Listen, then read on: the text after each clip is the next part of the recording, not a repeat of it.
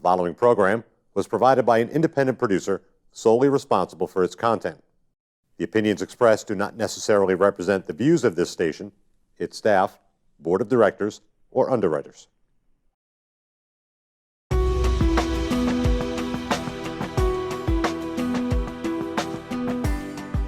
Dedicated to empowering you with information, to make positive choices, and be advocates for your overall well-being. Welcome to The Health View.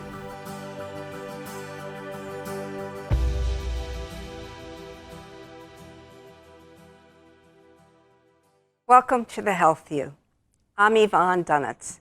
Our topic today is about what to do until help arrives. Nashua, New Hampshire is proud to be the first in the country to teach the Until Help Arrives program, a public safety campaign that trains citizens how to save a life before professional responders arrive. The program is a partnership between the Nashua Office of Emergency Management, Nashua Police Department, Nashua Fire Rescue, American Medical Response, and the Nashua Division of Public Health and Community Services, based on a national curriculum developed by the Federal Emergency Management Agency and the United States Department of Health and Human Services. The training covers a number of key areas, including how citizens can effectively communicate with 911 operators, stay safe in a dangerous situation, stop life-threatening bleeding, position the injured, and provide emotional support. When these basic skills, citizens can play a part in being a part of the solution during an emergency. My guests today are Justin Cates, Emergency Management Director for the City of Nashua, New Hampshire, and Emily Martuscello, who led the initiative to get this program into the City of Nashua first. Welcome. Thank you, Yvonne. Thank you for having us. Tell us about this very important difference that you're making in our community, in our state, and being a lead in the United States. Certainly. So we started off this process to bring in the Until Help Arrives program a few months ago. We had expected that it was coming down the pike because we saw that there was an increased amount of interest from citizens across the country in finding ways that they can be a part of the solution rather than being a part of the problem during an emergency. And so as this program was rolled out to the public, Emily was a key stakeholder for us to get this program here to the city first, and for us to roll it out to first our community emergency response volunteers, but then also to the general public here within the city. And it's been a big success so far. That's wonderful. Now, Emily, you work for a similar agency in Boston. Yes. And yes. so you had been involved in Nashua prior to this, but felt that this was an important thing to try to help lead the way here in New Hampshire. Yeah, well, you know, Justin's office, the Office of Emergency Management, they offer a lot of training programs for citizens, but Justin and I both felt that this curriculum really solved a gap we had where citizens who could be bystanders at a car accident, or they could have an accident in their backyard while they're waiting for first responders. What can they do to help keep a person alive, or at least comfort them until first responders arrive? The other great thing about this curriculum is it's only a 3-hour class. It's hands-on. It's a very hands-on class, and hopefully I'll be able to give some demonstrations later. And so we felt like it's a great mix for the community here to get them in, bring them in, see what the Office of Emergency Management does, what all of our other public safety officials do, but also give citizens some skills, some really simple skills that they could use in the event that they were in an emergency. And you know, we had that accident yesterday in New York City, and that really just highlights the fact that anyone at any moment could have an emergency unfold in front of them, and they could be in a life-threatening situation, and they should know what to do. They should have those skills. So that's what this program is trying to do, and that's why when we saw it, we were like, we've got to offer this, and we got to offer it now. And to date, we've already trained 60 citizens, so it's been very successful. Excellent. So let's talk about what people need to know and be able to do to make a difference. Well, I would say the first thing that the curriculum starts off with is really enhancing citizens' ability to make a difference. And it's one of those challenges because many people see that there's been some sort of an emergency that's happened and say, well, I don't want to get involved in that. I don't know the person. I don't know what happened. I'm just going to walk by and pretend like I'm not involved with this. And we're actually trying to teach people the complete opposite. If you see some sort of an emergency situation, we want you to take that action to start the process of bringing professional first responders to that scene. So that first action to take is to call 911. Absolutely. And absolutely. what do they need to know at the best way of what information to provide at 911?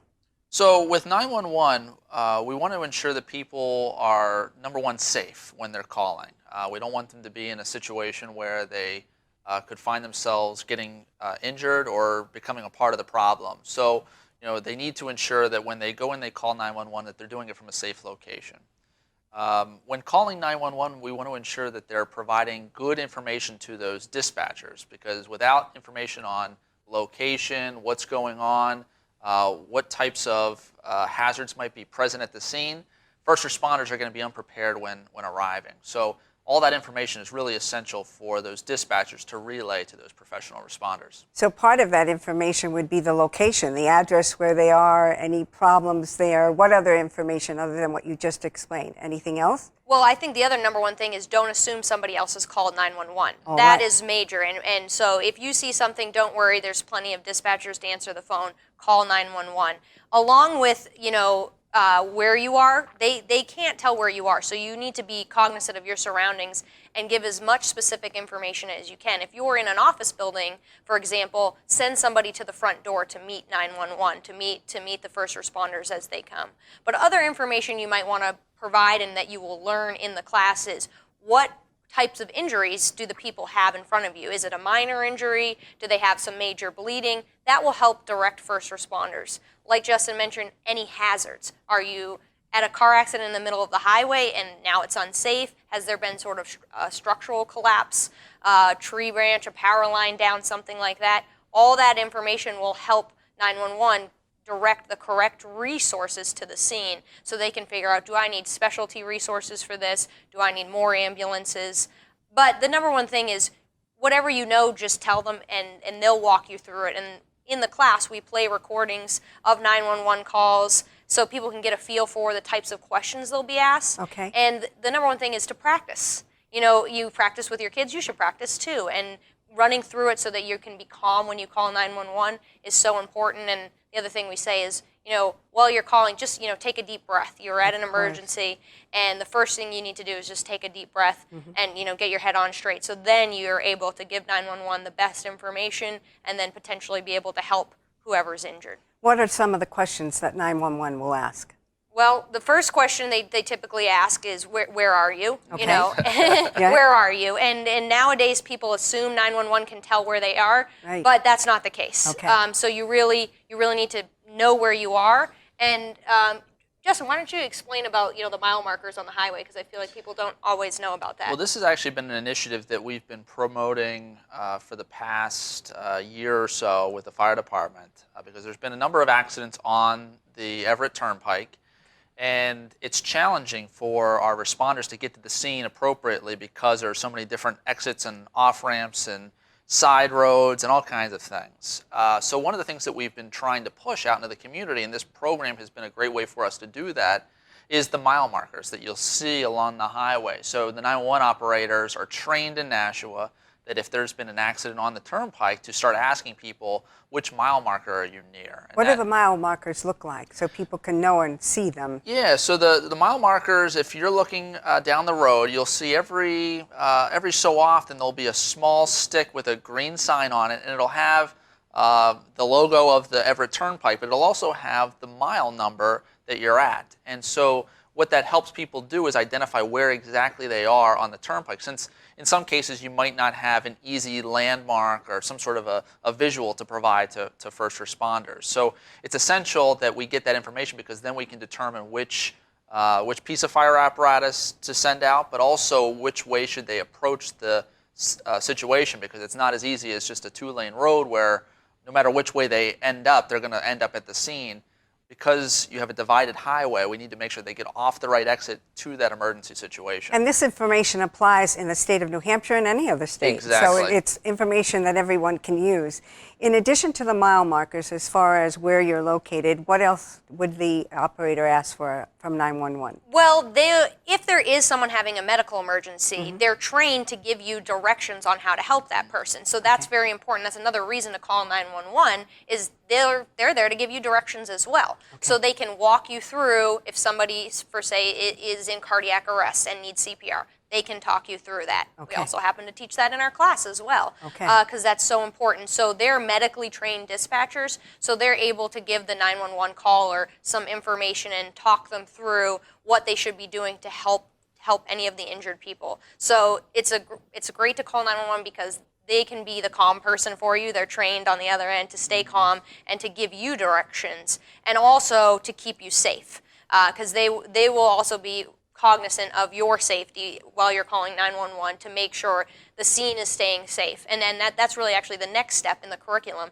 is we talk about how to stay safe at an emergency, because if you get injured, now you're part of the problem, and we talk about that in a lot of our programs, but that's so important because you can do a lot by just keeping people out of the emergency scene and denying people entry to a situation that's unsafe. And that's what we teach people is first, make sure that you're going to be in an area that's safe to help someone. And if it's not safe, can you get that person out? And actually, that's a big, thing that people are concerned about, moving injured people. Exactly, because it can make it worse for them That's if there's what people something think. physically has happened to them. Yeah, that's what people think. But in reality, if you're in a life-threatening situation, if you're in a situation where you're going to get more injured by staying where you are, it is better to move the person. And, we have learned a lot in medicine over the years about spinal injuries, and we've really shifted away from our, caution about backboarding everybody and putting back braces on everyone, because we're pretty good at maintaining our spines, and we're able to, move people, and if we do it quickly and efficiently, it's worth it to move the person out of danger. So we teach people how to do that safely and correctly, that we don't want to leave somebody in a situation where they're laying in the middle of the highway, because if they get run over, it's not going to matter if their spine is intact, So we teach people it's okay to move someone, and it's actually important to do that to get them out of danger's way, and so that they're in an area where they're now safe. Are there things that you recommend on how and where to move them? We do provide some insight on that. We give some examples of ways that they can leverage whatever they have around them to move somebody. So in some cases, it might be a chair, it might be a blanket. It's something that's creative, because they're not professional first responders, so they don't have the luxury of having really great rescue equipment with them. So in the event that they're in that life-threatening situation, they need to move somebody out of the way, it's really thinking creatively. What do they have around them that they can leverage? And maybe it's even people, getting some help to help move this person out of the way. So you really need to assess the situation very, very quickly, because time is of the essence. It is, but that's the other thing, that the advantage that calling 911 gives you. It gives you a second to assess the entire situation while you're on the phone and say, wait, we're in a dangerous situation. We need to move this person. We need to get them out of harm's way. And you just need to move them as far away as then now it's safe. So, get them out of harm's way, get them to an area where, you don't feel like you're in an immediate threat. And then from there, you can start addressing any of the maybe, injuries that they might have until help arrives. And we say here in Nashua, you have about, 7 minutes? Well, I'd say it's probably even closer to 5 to 6. So the national average is between 6 and 9 minutes from that initial 911 call For help to arrive at the scene. Exactly, and we're actually below that, and the reason is because we have first responders really everywhere around us. We have a very centrally located location where the ambulances are coming from, and because of that, it really enables us to get there quickly. And so I think the big thing that we're trying to push is, even with those folks being right around the corner, there are still things you can do in that 5 to 6 minutes to keep people alive and keep them safe. Okay, have we missed anything that we would recommend for people to be able to do? Well, so the next step is, you call 911. If you need to move someone to safety, move them to safety. The thing that we're teaching people is, really the number one cause of preventable injuries for trauma patients is bleeding. hemorrhagic bleeding, which is basically massive bleeding. You're bleeding out a lot. And now we recommend people use tourniquets, and I brought a tourniquet as an example. Good. And in the class, we go over, when do we use a tourniquet and how do we use it? Why don't you talk about that So right now? this is a commercial tourniquet, Okay. and we recommend people have commercial tourniquets. Sometimes people will say you can make them out of a belt. You can, but it's ideal to have a commercial tourniquet. So are you saying that people in their first aid kits should have a tourniquet in their cars? Absolutely. And where would they get that? Oh, anywhere. On Anywhere. Amazon, But if they But what's didn't, important to know, though, when they're buying tourniquets online is to buy them from a reputable source. Yes. Because we found, because there's been such a high interest with tourniquets now, is they've been selling them from all different companies that really don't work within the medical industry. So you really want to make sure that you're buying one that's from a professional outfit. so anyone you'd recommend for people to? So there are actually two that Yep, this is are one. promoted within the first aid industry, and one is the CAT tourniquet, CAT. Okay. And that one actually works a little bit better for civilians because it's a little easier to put together. Use. Okay. And then the other one is what we call the SOFT, SOFT, and Okay. that is a tourniquet that we actually have implemented within our police department, within our fire department, and even our CERT volunteers carry these with them when they're out on some sort of a disaster response. So both of these models are kind of the preferred ones at this time, and they're honestly not that expensive. They're a great investment for you to have within your first aid kit. So please show us how to use that. All right, and so when to use it. Yes. So when you want to use it, first of all, if you see someone who has massive bleeding, we'll use Justin as an example. If he has Great. an injury, and just turn that way a little bit so we can see your arm. So if Justin has an injury to his arm, and you have a major artery running down your arm, Right. your brachial artery, and so say he had severed that, he could bleed out in 10 to 15 minutes if we didn't do anything. Okay. So the first thing you want to do is you want to have gloves. So we always recommend people carry gloves with them in your purse, in your car. Keep a set of gloves. You want to put direct pressure on the injury. We're talking about plastic gloves, any type of glove? Well, usually latex-free gloves are ideal. So they have nitrile gloves. They're usually blue.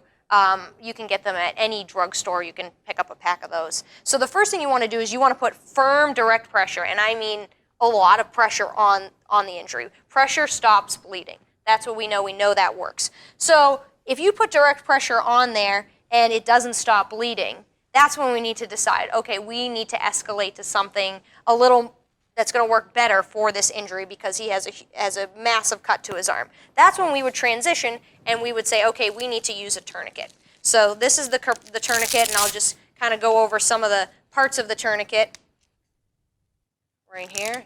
This one, like Justin said, is a little easier to use because it's Velcro, and this one is more of a metal kind of design. So this right here is what you call the windlass, which is what you use to tighten the tourniquet.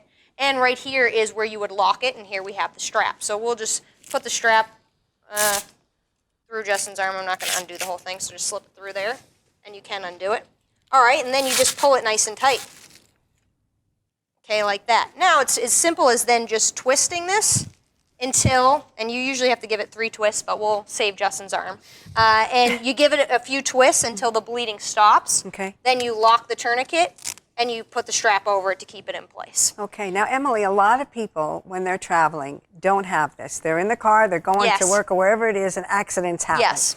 So if they don't have a tourniquet and they don't have gloves, does that mean they just go by the scene of the accident or whatever it is and feel like they can't help? Or can they help, and in what way can they? You can always, at a minimum, put direct pressure on the wound. That will help. If you do not... Take a coat, take a shirt, Yes, take a anything. shirt, take anything you have, put a it on. scarf, for example. If you had a Okay. scarf, and one thing we tell people to carry are these little triangular bandages. Okay, these are, cheap. You can use this, and you can make a tourniquet out of this. So, and this is just basically a scarf. It So is. yeah, it's a scarf. So you take this, you wrap it around here, Mm-hmm. and you twist it, and you're doing the same thing. And you do this, and we teach everybody how to make these as well, because you're right, people are not. I They mean, don't- I carry one in my bag because I'm. You're trained, and I'm this is your trained to- profession. And then you could just twist this around here, and then Okay. it would work the same way. So we teach people both how to make what we call a commercial tourniquet, and we call this an improvised tourniquet. Okay. And you could do it with a T-shirt, a scarf. Belts are actually challenging because they don't twist. So Exactly. that's why it's great for people to try. And the important thing about this class is we have tourniquets for everybody to practice with, because so often you have things in your first aid kit you've never opened and you've never tried, and if somebody is having an emergency, now is not the time to take this out of the plastic wrap. But the thing to remember also is even if you didn't have a scarf or you didn't have a tourniquet, you could apply pressure Yes, you can. You can. until the emergency team comes. Exactly. Right? To hold on to that. And if you're not comfortable with that, you know, if you feel like this emergency is not, you know, to your skill set, the next thing we teach in the class is, well, we teach people you can provide comfort to someone. Okay. You can hold their hand. You can talk to them. You can tell them help is on the way. Stay with them. Exactly. If you don't feel comfortable doing that, you can at least provide some comfort. And that's really important. And we talk about, you know, what are some things you can say to someone to comfort them. Let's talk about that right now. Well, we talk about, you know, you got to be honest. You don't want to tell someone, oh, it's going to be fine, because they're having an emergency. But explain to them what's happening. I've called 911. Help is on the way. You can ask the person, is there anything I can do for you? Would you like me to call anyone for you? Okay. Honestly, you're trying to distract them. So just keep them talking. Ask them about themselves. You know, what's your name? You know, if it was an accident, where were you going? What was happening? Can you tell me what happened? Want them to communicate so that they don't not communicate and go into a coma or... Yeah, we don't, and ideally you want to keep somebody conscious. So Right. that's Conscious. really important. So you're trying to talk with them to, you know, keep them awake and also distract them. And like Justin said, we only have to wait about 5 to 6 minutes until help's there. So you really just have to hold down the fort for a few minutes until first responders get there. I think one of the things that we want to enforce with this is that this is kind of one of the key things that we want them to be able to do by the end of this class, because some people don't want to deal with blood or anything Right. like that, and I understand that. Surely. But you can still do some things, you know, calling 911 and being able to provide some emotional support to the person, so that way, at least at a minimum, you're able to help them through that 5 to 6 minute time period. So we actually spend some time on that in the class to really give people an idea, some of the things to say to people and some of the things not to say to people. What are things people shouldn't say? And focus on what That they should. it's going to be all okay. Yeah. Okay. You know, and then You're fine. It's important to just let them know help is on the way. But then I think the other thing, we've actually seen some videos of this as well, where people have said, wow, you look really bad. Yeah. And that's not a good thing to say to people either. Don't be too honest. Now, what about positioning people? That's a great question. So we talked about, you know, unconscious people. Right. They're really susceptible to stop breathing, because when we go unconscious, our muscles kind of, they relax, and that can, you know, impact our ability to breathe. Right. So what we tell people is, if somebody is unconscious, what you want to do is put them in the recovery position, which that sounds fancy. It isn't. It's just laying on your side. So we teach people how to lay someone on their side. Typically, we say lay someone on their left side. You know, you put their arm under their head, and what you're trying to do is lay them in a position where if they're unconscious and they were to throw up, they would not, if they were laying on their back, they would end up choking on that. But by laying them on their side, their airway is able to stay open, and if they throw up, then it's, you know, it just goes out and they're not going to choke on it. And that's so important. We've seen cases of unconscious people who just ended up, you know, not being able to breathe because they were laying on their back. So we teach people, okay, you need to put them into the recovery position until help arrives. What about checking the airways? You don't really need to worry about that. If they're breathing, then just roll them onto their side. Okay. If they're not breathing, then we teach people in this class, American Medical Response of Nashua is our great partner in teaching this class, and they come in and they teach hands-only CPR. So it's, and they've had, you know, 2 people that they've trained have used CPR on their family members and saved them. So this really does work, this hands-only CPR.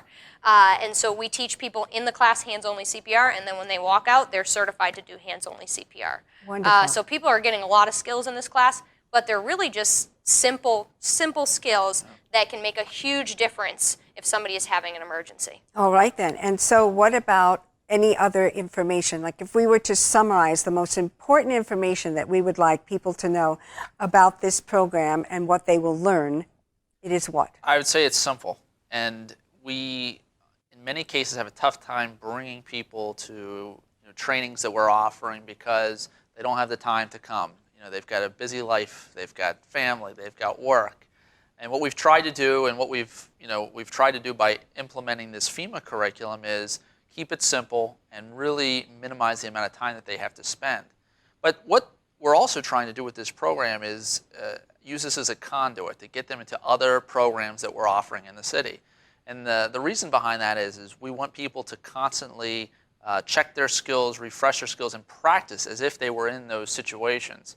The more that they are able to practice how to put on a tourniquet, how to put people in the recovery position, the more likely they are to fall back to that training during that emergency situation. These are all rare circumstances. It's very likely that none of us will ever have to deal with this kind of a situation. It can happen in your own home, though, Justin. Oh, it did happen in Justin's own home. Right? Well, and that was actually one of the reasons why we had really pushed to get this program implemented within the city. Is when I had that vehicle drive into my house, Yes. it really went through this entire process. Right. Where we had to figure out whether we were safe, which we weren't. We had to call 911.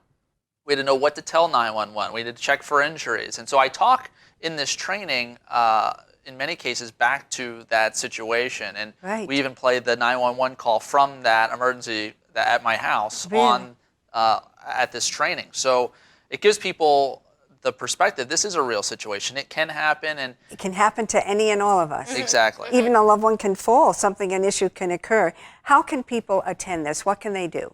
So the easiest thing for people to do is go to the City of Nashua's website, Which is? which is nashuaemergencymanagement.gov. Okay. And we also have a special website, so it's nashuaemergencymanagement.gov/UHA for Until Help Arrives. Okay. At that website, we have information about any upcoming courses that we're going to be offering. We also have information about how they can sign up to be notified if they can't take the next course. So there's actually like a notification list on there. So. Okay. That serves as a good opportunity for people who just want to know about when the next training is, and if they're available to make it, they can attend. And it's for anyone. It's for anyone How old? with the age of 13 and up. And is there a cost to the training? It's free, absolutely free. And so people then become an added community partner to everybody in their community to help them Exactly. be That's safe the and whole to purpose take of good it. care of them. But also they become part of the system here to learn about other programs that they can take to better their skills and to make a difference. Exactly. Is there a phone number if anybody had questions to call? Yeah, so the best phone number for folks to call if they're interested in signing up would be 603-589-3275, and that's our number at the Office of Emergency Management. And if folks can't sign up online, they can certainly call us there, and we can definitely register them for the next course or just to be notified when the next course is being offered. That is wonderful. I really appreciate everything that you're doing to help make a difference for our entire community. Thank you very much. Absolutely. Thanks for having Until us. next time.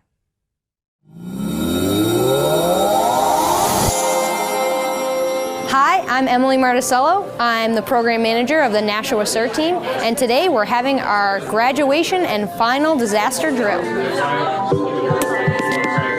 So when a disaster happens and our resources are maxed out, we deploy our CERT team to support first responders and citizens. They arrive, they organize using the incident command system, and they prioritize doing the greatest good for the greatest number. For today's scenario, we had a tornado which involved multiple obstacles for the CERT team to overcome. We had a live fire. Victims had to be freed from trapped debris. We had patients all over the building, varying in injuries from burns to impaled objects to broken legs and arms. It was a very challenging day for our CERT team members, but they did an excellent job locating all the victims and providing medical treatment until eventually first responders arrived on scene to transfer command. Emergency management's really there to bring all the key stakeholders together, including police and fire, emergency medical services, public works. We're helping to grade and evaluate, and also to help train the citizens, which are really the most significant piece of whole community preparedness, which is ensuring that citizens are much more in control of their own destiny during a disaster. The CERT class is for all skills and abilities. When people get here, they probably have no emergency experience at all, whether it's first aid or anything like that. We take them through all the skills and training they need to get prepared for our final drill.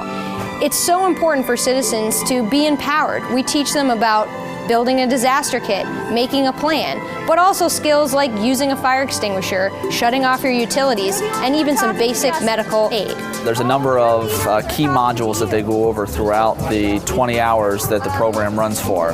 One being fire suppression. They learn how to use fire extinguishers. They also learn disaster medical aid, so how to triage people and sort them into the highest level of injuries. Light search and rescue on how to locate folks and identify how you might be able to extricate them from debris. And then also incident command system. They learn a little bit about how to organize themselves, especially since they're all neighbors, and trying to find ways that they can be better able to help each other out during an emergency rather than being a part of the issue.